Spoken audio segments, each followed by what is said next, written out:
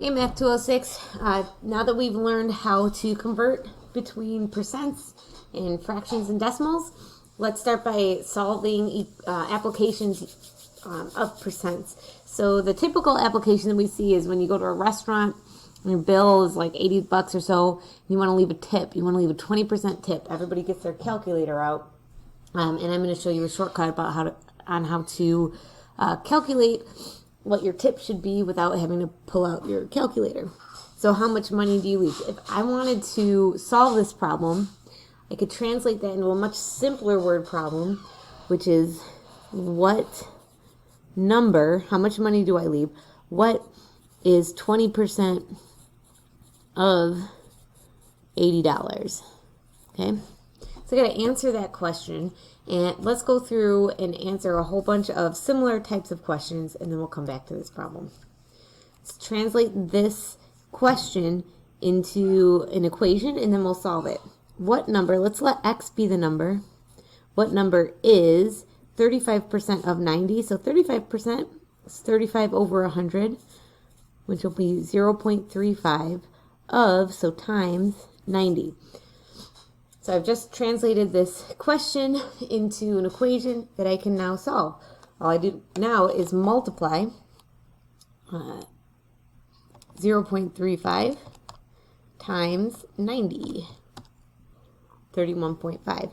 So x equals 31.5. The other way to do this is to do 35% of 90.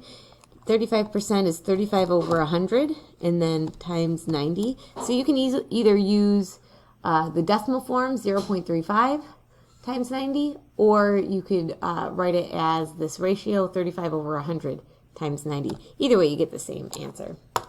So 31.5 is 35% of 90. Let's solve the next one. 125% of 28 is what number? So 125%, move the decimal point over 2 places, you get 1.25. Of means times, 28 is what number? So let's do this calculation to figure out 1.25 times 28, you get 35. Again, you could have used either the decimal form of the number, or to do 125%, you could do 125 over 100, and then times 28. Either way, you get the same answer. So now let's go back and answer this question. What is 20% of 80? So what number is 20% is 0.2, then times 80. All right, so 20% of 80 is 16. So you would leave a $16 tip if you wanted to leave a 20% tip. All right, so one thing that I want you to notice here is when you have if you leave a 10% tip, 10% of 80, that would be 0.1 times 80,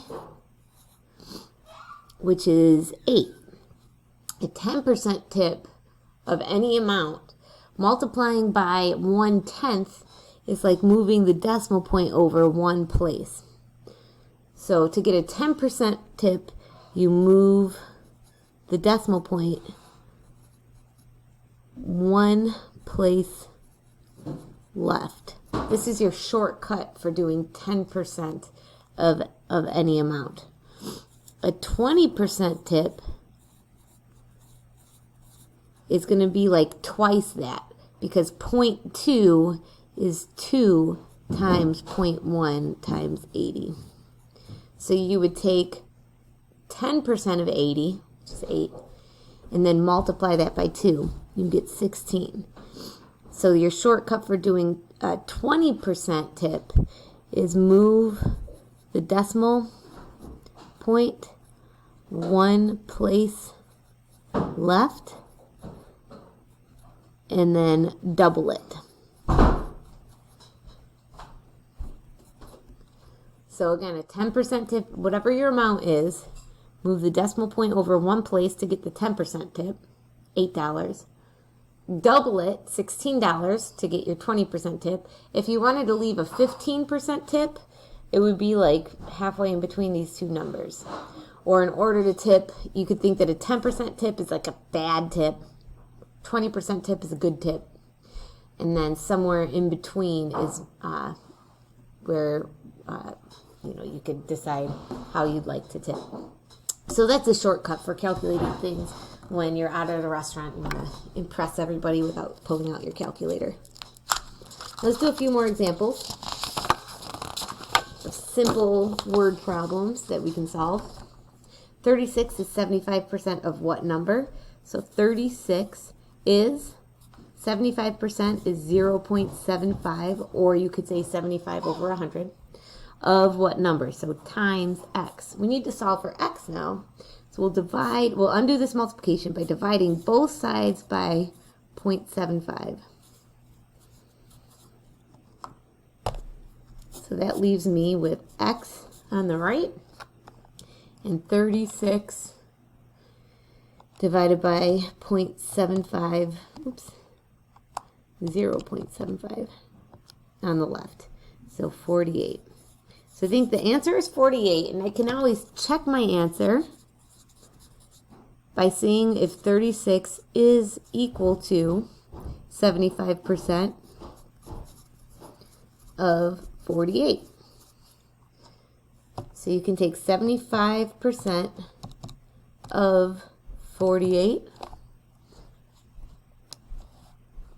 and that gives you 36. So it checks out. 6.5% of what number is $1.17? Remember, first we'll use the decimal form of the percent. So move the decimal point over 2 places. So I should have introduced a placeholder there. So 0.065 of what number is $1.17? So to solve for x here, I'll divide both sides by 0.065.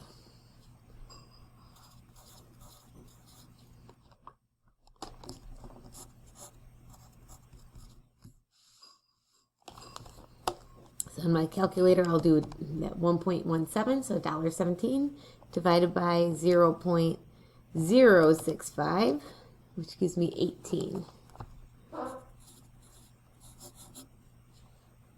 Now let's check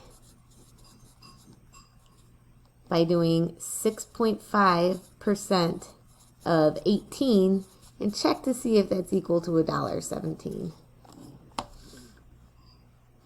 So 6.5%, so 6.5 over 100 times 18 gives me $1.17. So my answer here should be $18. What percent of 36 is 9? Let's let x be the decimal form, because I'm using these decimals to help me solve these problems, of the percent. So what percent x of 36, so times 36, is 9? To solve for x, divide both sides by 36. You get x equals 9 over 36, which is 0.25. So 0.25. All right, so that's the decimal form for the percent. How do you go from the decimal to the percent? Move the decimal point over 2 places, 25%. All right, and now we can check. What percent? 25% of 36.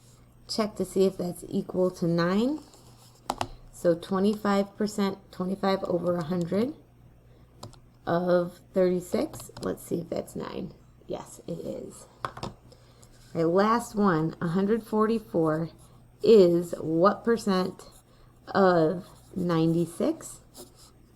To undo this multiplication, I'll divide both sides by 96. Give me x on the right hand side and 144 over 96 on the left. So 1.5. So this is the decimal form for the percent. So to get the percent, I'll move the decimal point over 2 places to the right. That's 150%. Let's check the reasonableness of my answer first.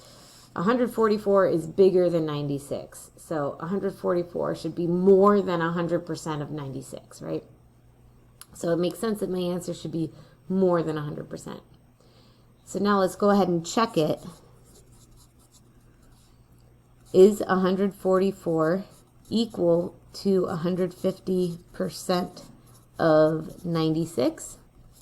Let's check it on the calculator. 150%, so 150 per 100 times 96. Oops, I typed the wrong thing in.